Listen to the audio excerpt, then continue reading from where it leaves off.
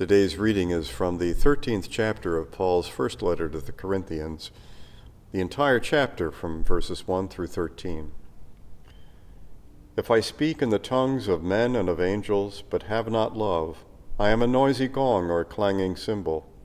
And if I have prophetic powers and understand all mysteries and all knowledge, and if I have all faith so as to remove mountains, but have not love, I am nothing. If I give away all that I have, and I deliver my body for glory, but have not love, I gain nothing. Love is patient and kind. Love is not jealous or boastful. It is not arrogant or rude. Love does not insist on its own way. It is not irritable or resentful. It does not rejoice at wrong, but rejoices in the right. Love bears all things, believes all things, hopes all things, endures all things. Love never ends. As for prophecies, they will pass away. As for tongues, they will cease. As for knowledge, it will pass away. For our knowledge is imperfect, and our prophecy is imperfect. But when the perfect comes, the imperfect will pass away. When I was a child, I spoke like a child, I thought like a child, I reasoned like a child. When I became a man, I gave up childish ways. For now we see in a mirror dimly, but then face to face. Now I know in part. Then I shall understand fully, even as I have been fully understood. So faith, hope, love abide, these three, but the greatest of these is love. The word of the Lord. If that sounds a little unusual from how you usually hear it in your own translation or read it, it's because I'm reading an older translation, the Revised Standard Version, the one that comes before the New Revised Standard Version that we use in church today. This is a Bible that I bought when I was 15 years old, leather-bound, gold edges, Oxford annotated Bible with the Apocrypha. Something I was very proud of purchasing. It was expensive at the time, but I was very glad to get it. And I still have used it quite a bit, but because I keep it in the original box, it's actually in still pretty good shape. I'm not one to mark up my Bible, but unusually for this particular one, I have some pencil underlines in that particular chapter. And remarkably enough, I even remember why I underlined them. They're the parts that talk about love being patient and kind, not jealous or boastful or arrogant or rude. When I was 15, I had discovered girls, and I thought that maybe the Bible would tell me about how I should conduct myself when I was in love.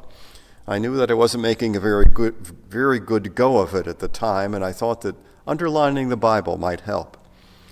Well, as years went by and I rediscovered those underlined passages, I always felt a little embarrassed about my 15-year-old self.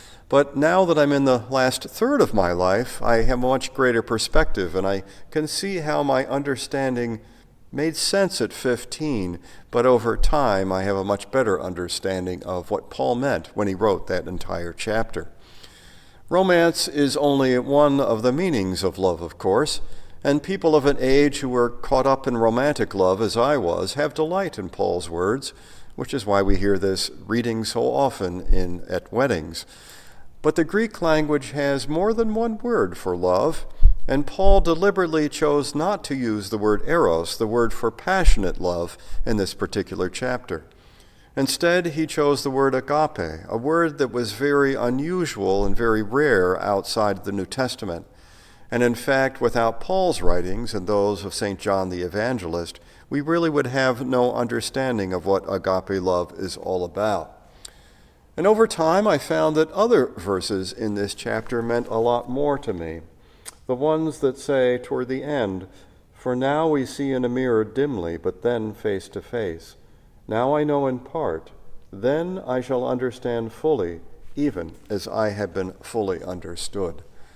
I discovered that the more I learned, the less I felt that I knew. Knowing more meant I knew so much more that there could be learned, so I felt that I knew less.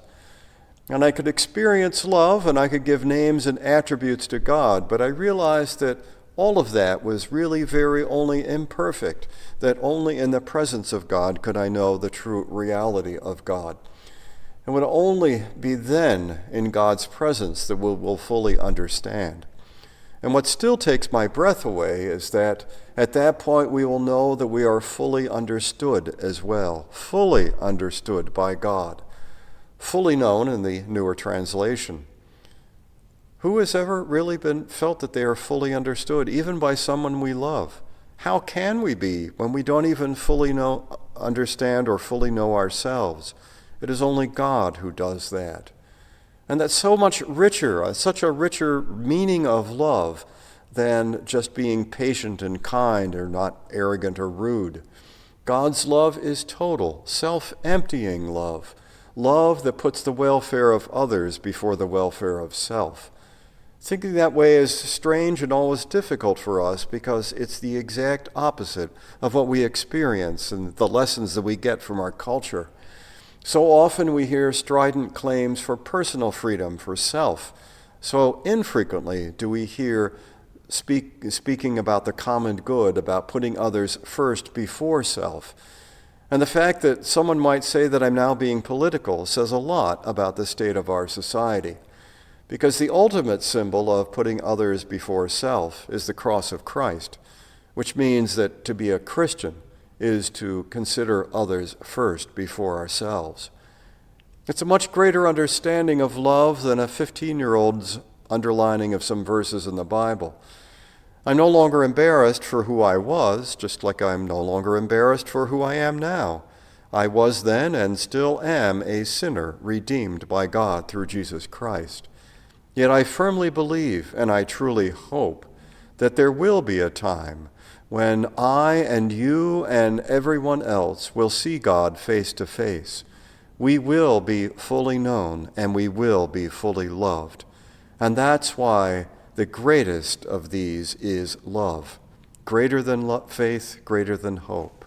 I love that last verse. So faith, hope, love abide, these three.